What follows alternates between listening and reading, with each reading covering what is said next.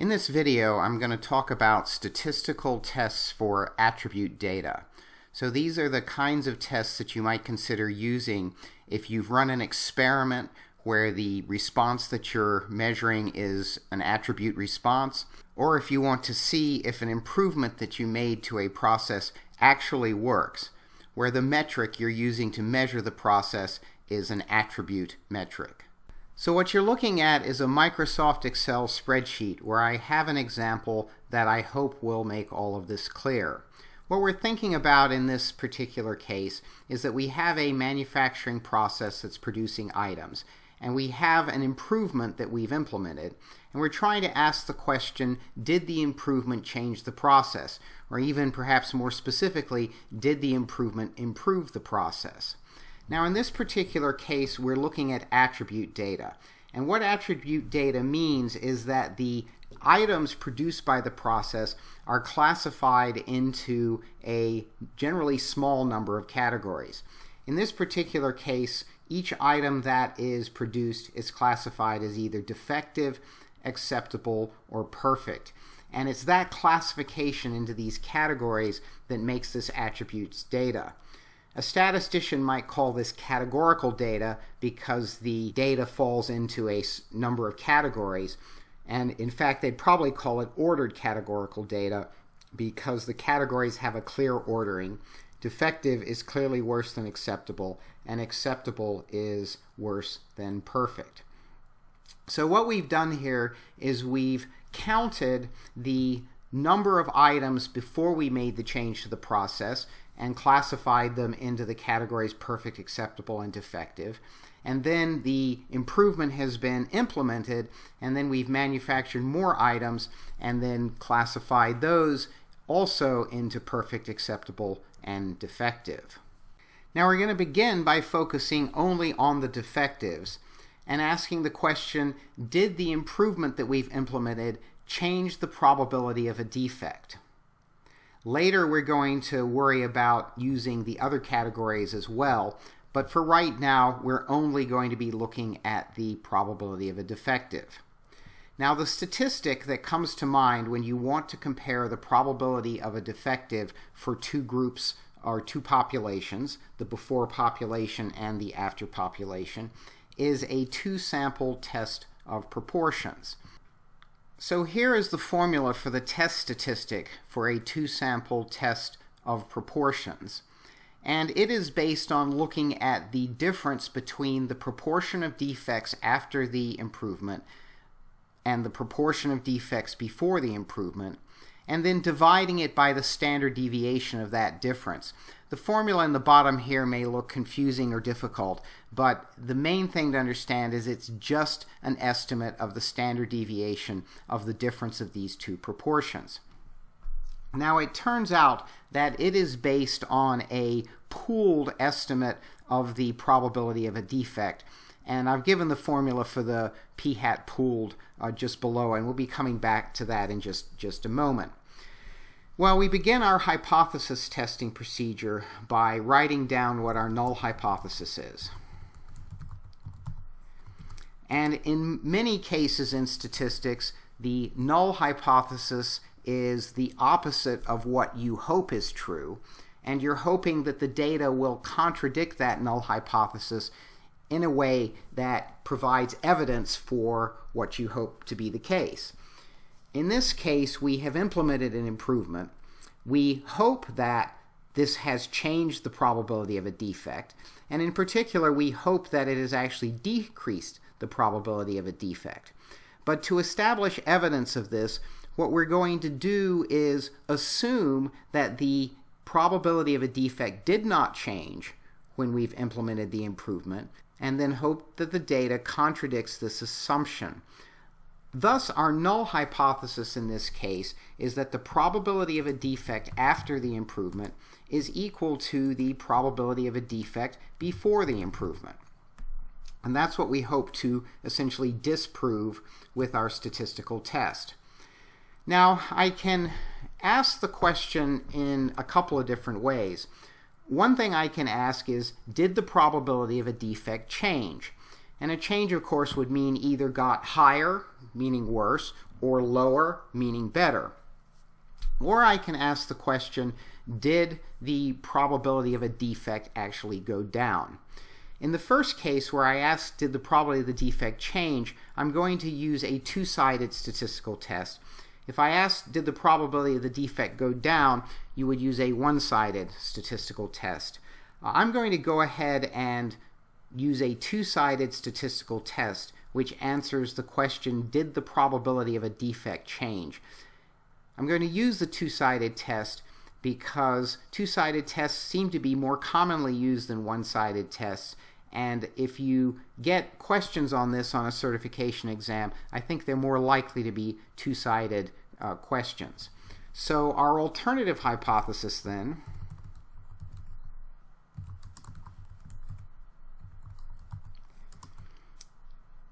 is that the probability after the change, the probability of a defect after the change, is not equal to the probability of a defect before the change. So now I'm going to start to compute the various things that I'm going to need to use in these two formulas. And to do that, I'm going to take firstly the data before the change and sum it up to see how many items were in that sample. So there were 145 items sampled before the change. And I'm going to do the same thing with the items after the change. And I see that there are 362 items in the sample from after the change. Now I'm going to use these totals then to calculate the sample proportion of defects after the change and the sample proportion of defects before the change. So this is going to be firstly p hat after, and I'm going to want p hat before. And my p hat after is going to be given by the number of defects after divided by the total number of things sampled after. So that shows me that the probability of a defect after is about 3%. Now I'm going to do the same thing with the defect rate before. It's going to be the number of defects before divided by the sample size before. The defect rate was a little bit more than double before the improvement. Now in addition, I'm going to need the two sample sizes.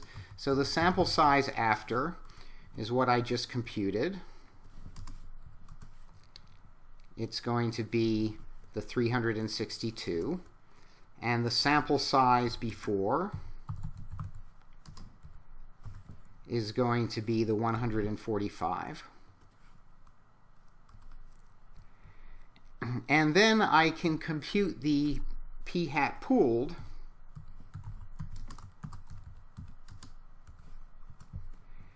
And what that's going to be is, I need to open parentheses, it's going to be the number after times the probability after, plus the number before times the probability before. Now I can close my parentheses for the numerator, and then I open parentheses again, and it's going to be the number after plus the number before. So my p hat pooled is about 4.3%. So this p hat pooled should end up between the two sample p hats for before and after. So now I'm in a position to compute my test statistic.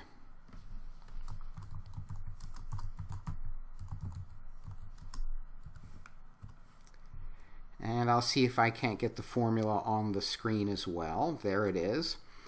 So the test statistic again is a ratio. So first I'm going to compute the numerator. That's easy enough.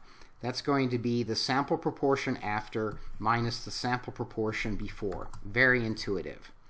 Now I need to divide by the standard deviation of that difference of two proportions, and this is this more complicated looking formula. So that's a square root, and then I open parentheses here, and so I go p hat pooled. I need to get that on the screen. P hat pooled times 1 minus p hat pooled over n after plus p hat pooled times 1 minus p hat pooled, all divided by n before.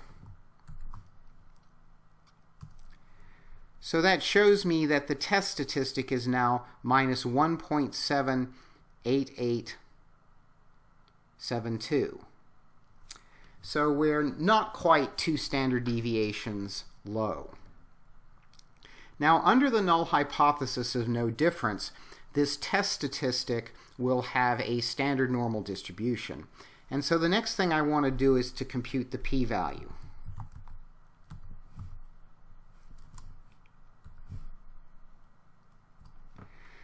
Well, let me make a little diagram that will show you what the p-value is.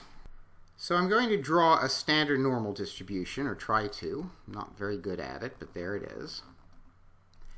And that's, of course, supposed to be symmetric and bell-shaped and all of that. And what happened is my statistic came out, draw an x-axis. This is going to be 0.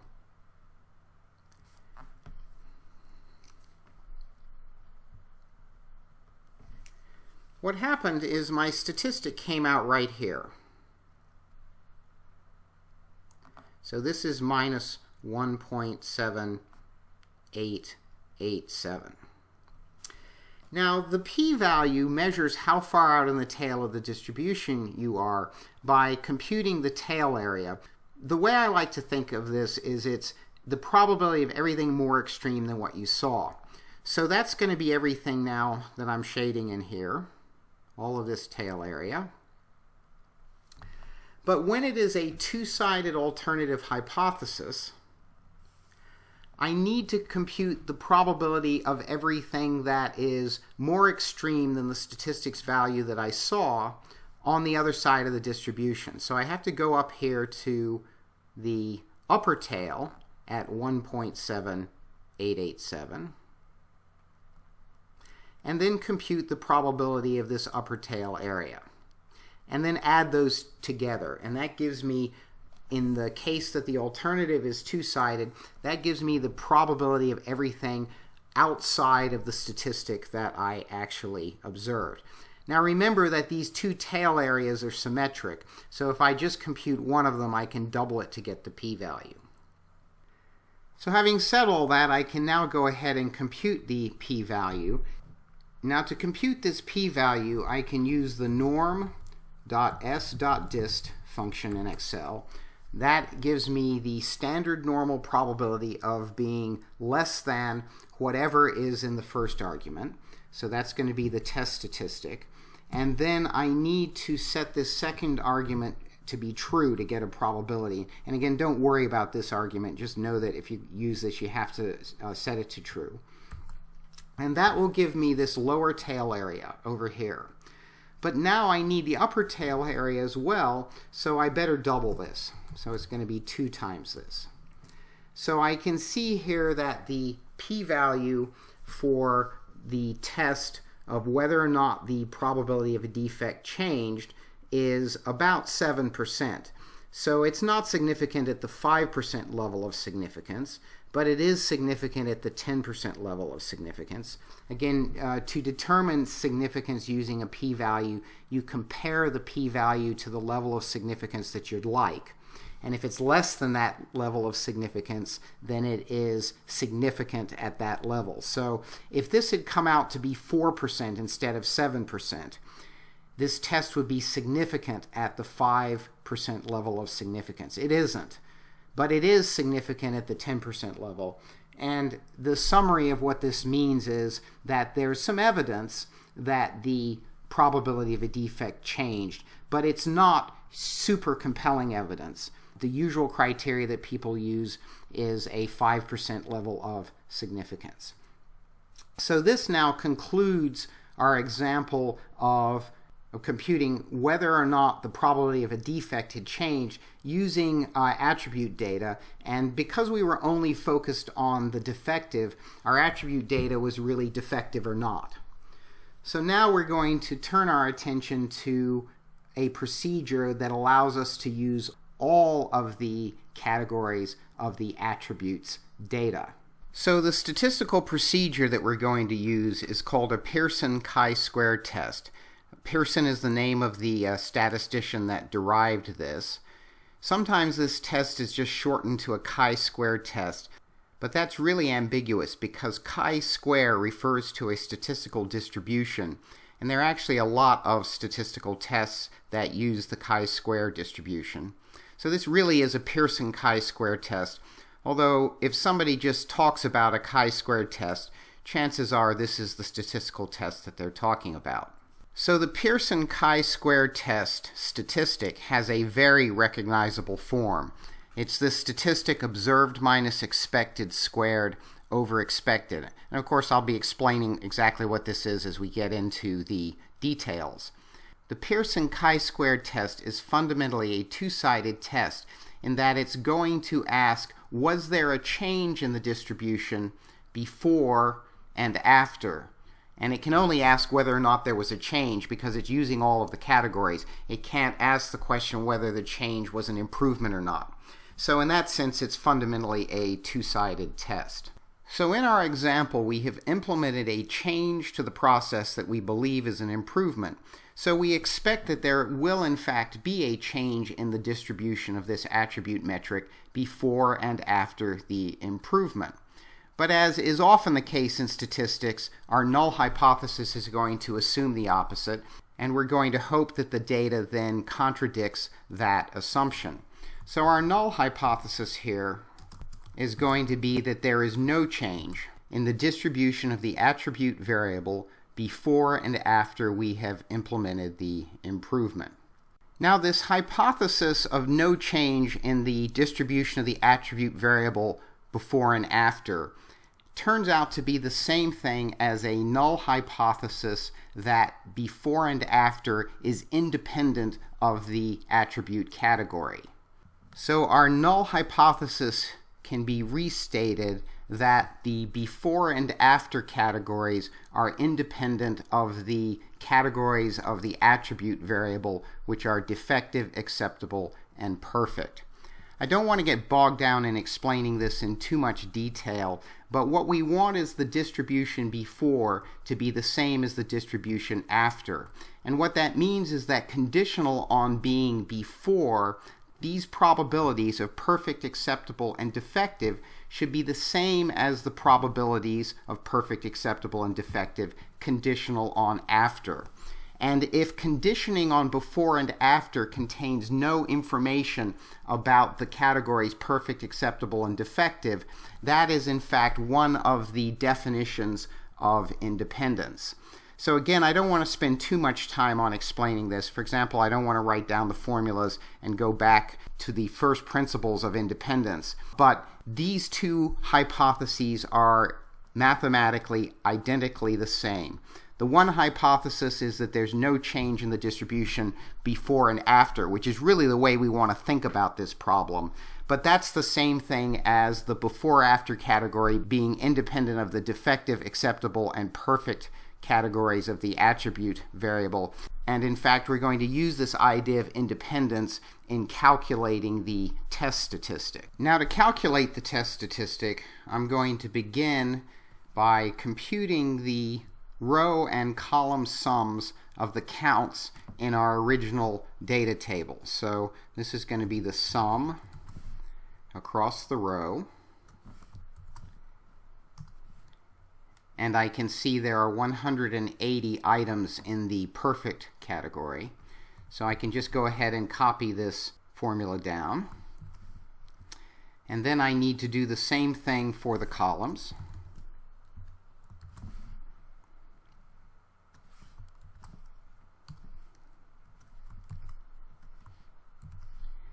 And lastly, I need a total for the entire table, which I can compute in a variety of different ways, but I'll just go ahead and compute it directly from the table. So this is the total number of items produced was 507.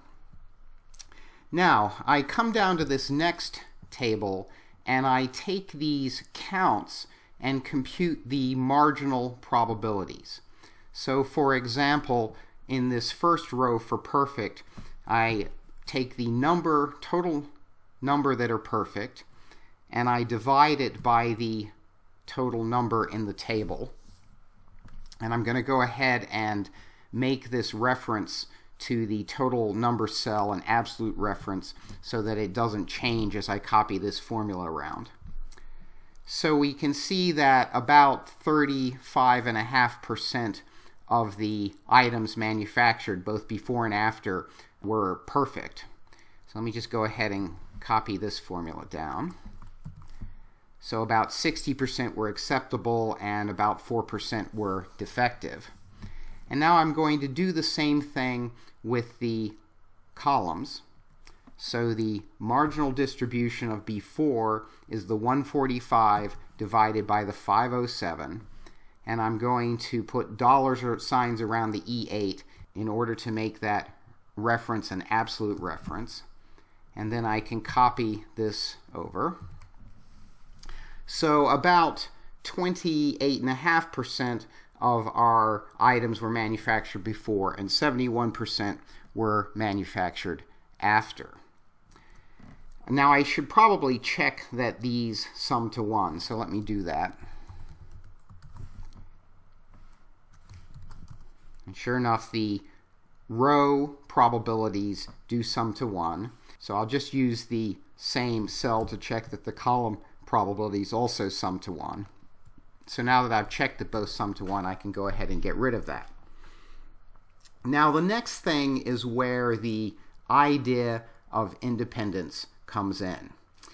If before and after is independent of the categories perfect, acceptable, and defective, then the probability in every one of these cells in this table should be the product of the two marginal probabilities. So that means that the probability of being perfect and before ought to be the probability of being perfect times the probability of being before. So the probability of being in this cell, if the categories of the attribute variable and before and after are independent, ought to be about 10%. Now I want to copy this formula through the table, and to do that I want to think a little bit about how to put in the dollar signs to make the references absolute. Now for this E13 over here, as I copy this formula around in this table, I always want to stay in this same column E. So I'm going to put a dollar sign in front of the E. And now looking at the reference to C16, as I slide around in this table, I'm always going to want to stay in this row 16. So I'm going to put a dollar sign in front of the 16. And then I can copy this formula throughout the table.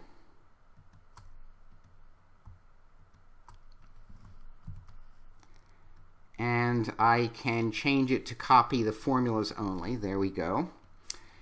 And each of these probability then represents what the probability of being in that cell should be if before and after is independent of perfect, acceptable, and defective.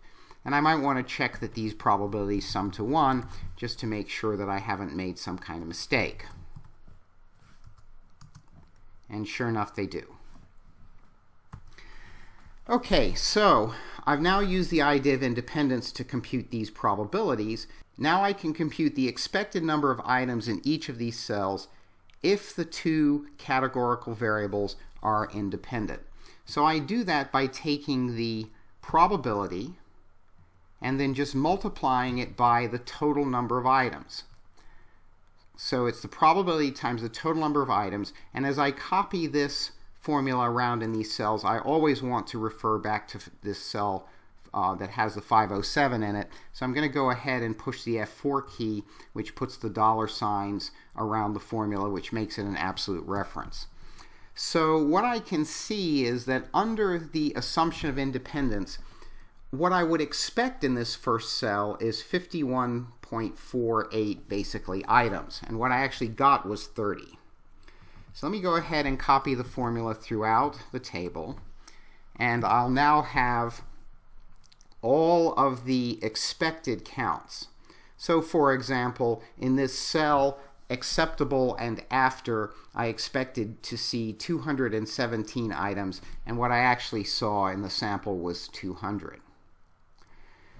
So I'm now ready to start thinking about computing my test statistic. And the test statistic is going to be the observed, which comes from this table, minus the expected, which comes from this table, all squared over the expected. So I can go in here and say equal, and I need to do the numerator, so open parentheses, here's observed, minus, here's expected, then I can square that, and then divide by the expected. So the term of the test statistic corresponding to this first cell is about 8.96. So now I can go ahead and copy this formula throughout the table. So each of these cells now gives me the term of the test statistic corresponding to that cell. So now I can calculate my test statistic. And it's going to be just the sum of all of the values in this table.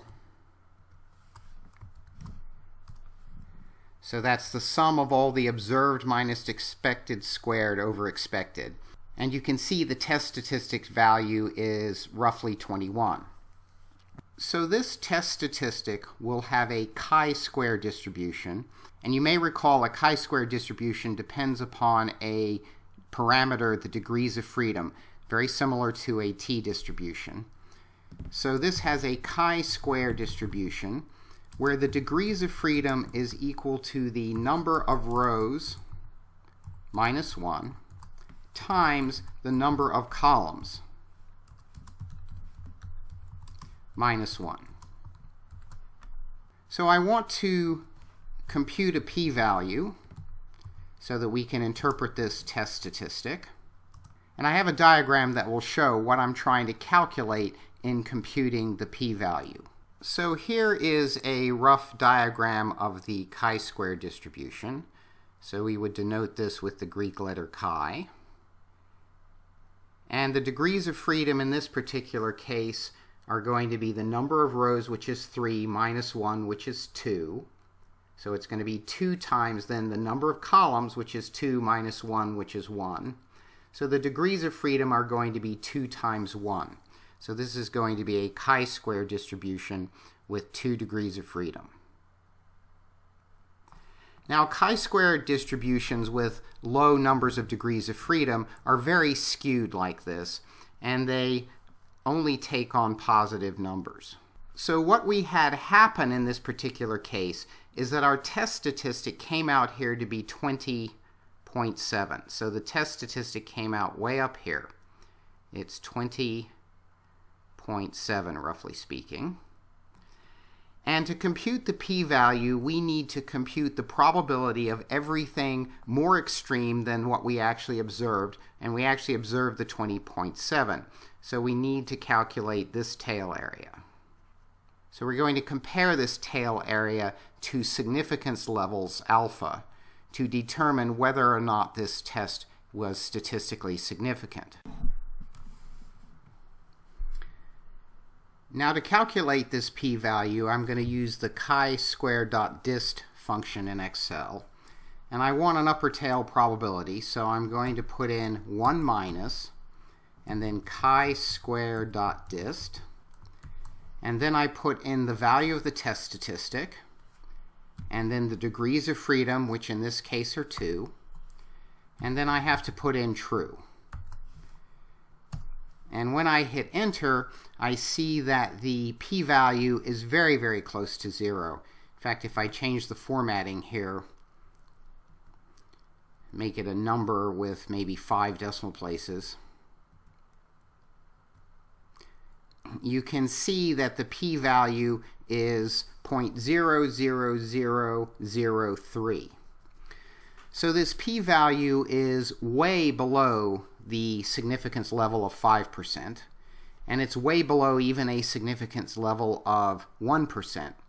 So this p-value is telling you that there's extremely strong statistical evidence that the distribution of this attributes variable that took on 3 different categories, perfect, acceptable, and defective, there is extremely strong statistical evidence that that changed between the before period and the after period. So we certainly have statistical evidence that the improvement that we put into place on this process did in fact change things.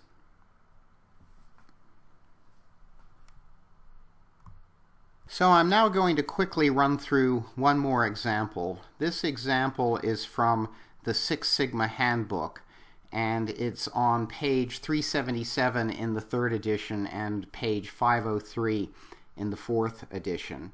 And what the data show are the types of defects for a metal casting process for 3 different weeks. So what we're going to be asking here is if there's a change in the distribution of these defects over time. So the first thing we do is compute the row and column totals.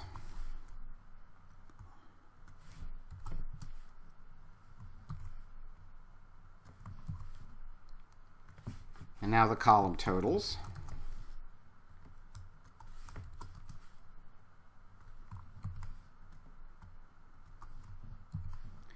And finally, the total of everything.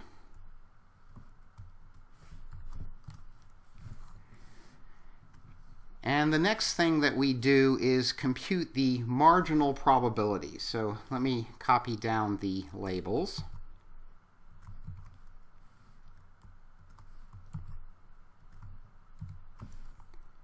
So these are now going to be probabilities.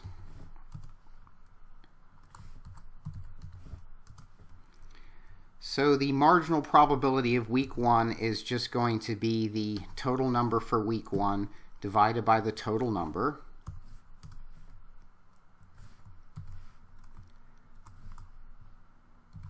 So these are the probabilities for each week. And then we need the probabilities for each type of defect. So that's going to be the number of the type of defect divided by the total.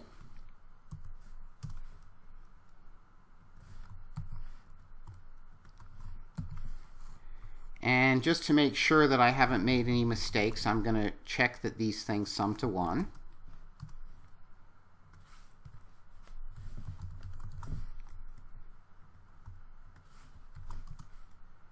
So there's no problem there. Then the probabilities that go in each cell of this table are the products of the 2 marginal probabilities.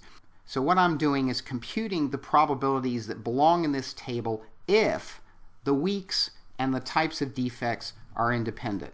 So this is going to be the probability of week 1 times the probability of defect type sand.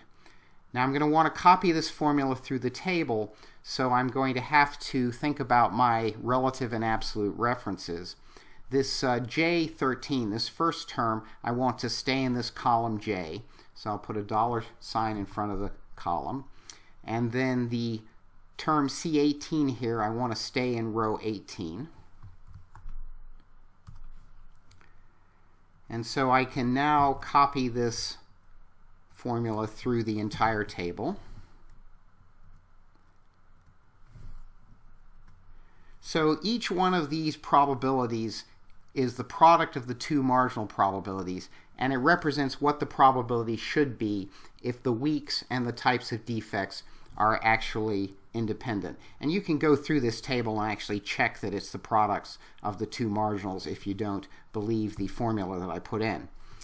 So I'll now sum up all of those just to make sure that they add to 1 as they're supposed to. And they do, which is good. So now I can use the probability table here to compute the expected count in each of these cells under the null hypothesis of independence. So I do that by taking the probability times the total number, And again, as I copy the formula around, I'm going to want to reference this total every time. So I'll make it an absolute reference.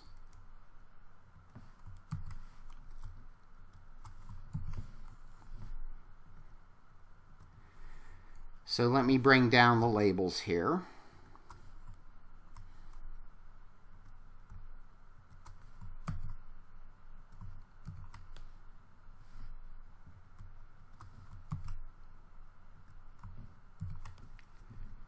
And I give myself just a little bit more room because this table is the expected number. Now I'm going to need a table that computes the observed minus expected squared over the expected. So let me just go ahead and copy this entire table up here.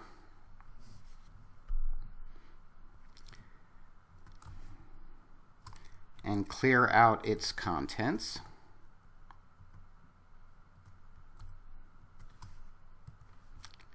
So what this is going to be is observed minus expected, the quantity squared over expected. So that's going to be the observed minus the expected, the quantity squared, all divided by the expected.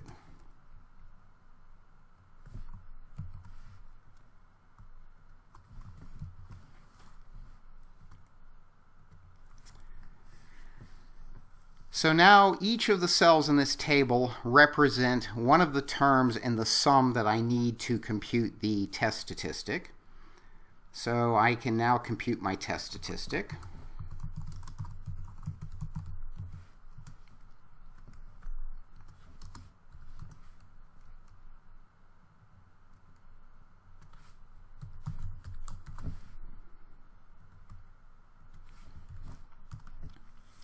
So my test statistic comes out to be 45.6 essentially.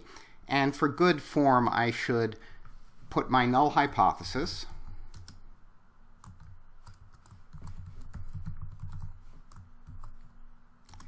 And the null hypothesis is there is no difference between the weeks. My alternative, therefore, is that there is a change or there is a difference between the weeks. And this test statistic, the 45.6, under the null hypothesis should have a chi-square distribution with the degrees of freedom equal to the number of rows minus 1 times the number of columns minus 1.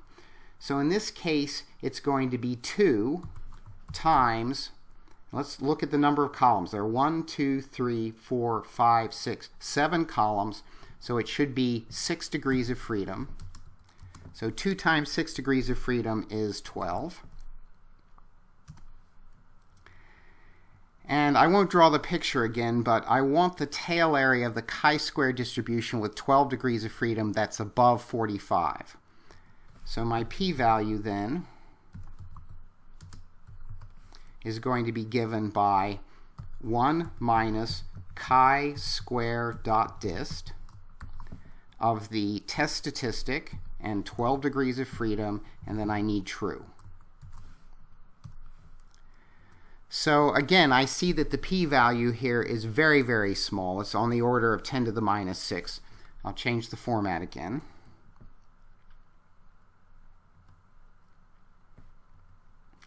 Let's give it 5 decimal places.